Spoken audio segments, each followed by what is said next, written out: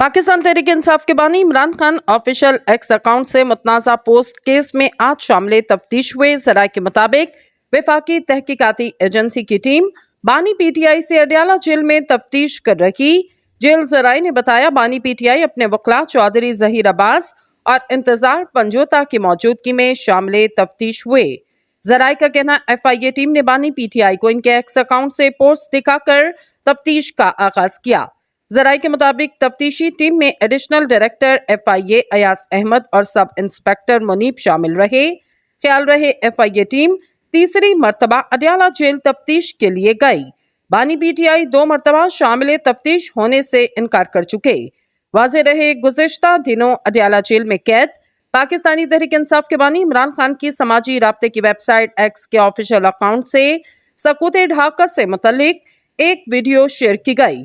सियासी रहनुमाओं की जानिब से सोशल मीडिया पर शेयर की गई वीडियो का मामला उठाया गया तो पीटीआई रहनुमाओं की जानिब से वजाहतों का आगाज हुआ।